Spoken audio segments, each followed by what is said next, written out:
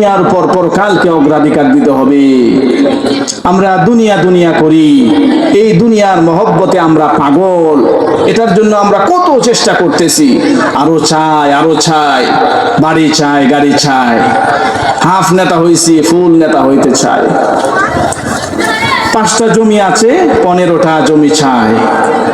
3টা বাড়ি আছে, 10টা বাড়ি চাই, শুধু চাই আর চাই।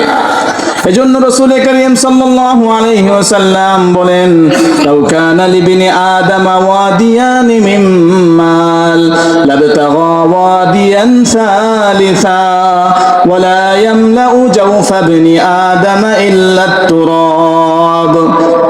যদি কোনো মানুষকে সোনা ভরা 2টি মাঠ দেওয়া হয়, সে বলবে আরো একটি সোনা ভরা মাঠ যদি আমাকে দেওয়া হতো। রাসূল সাল্লাল্লাহু আলাইহি ওয়াসাল্লাম বলেন, ওয়ালা ইয়ামলাউ জাওফা ইবনি আদম ইল্লা তুরাব। আদম সন্তানের পেট কবরের মাটি ছাড়া আর কিছুতেই ভরবে না। শুধু চাই আর চাই, কোনো লাভ নাই। আপনি যতই এই দুনিয়াকে মহব্বত করবেন, আপনি যতই এই দুনিয়াকে ভালোবাসবেন, একদিন এই দুনিয়া আপনাকে তালাক দিয়ে দিবে। ঠিক। প্রিয় ভাইরা আমার, আসুন আমরা আমাদের পরকালের ঘরটাকে সুন্দর বানাই। আমরা আমাদের বাড়িগুলোকে সুন্দর করেছি, মোজাইক করেছি, টাইলস লাগিয়েছি।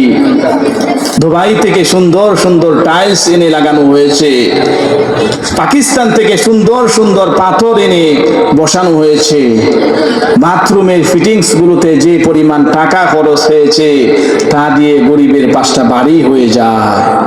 প্রিয় ভাই সব, এই দুনিয়ার জন্য আমরা কত কিছুই করলাম, আখিরাতের ঘর বানাইলাম না, আখিরাতের কথা চিন্তা করলাম না।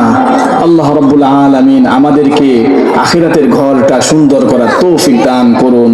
ওয়া আখিরু দাওয়ানা আনিল হামদুলিল্লাহি রাব্বিল আলামিন। আসসালামু আলাইকুম ওয়া রাহমাতুল্লাহি ওয়া বারাকাতুহু।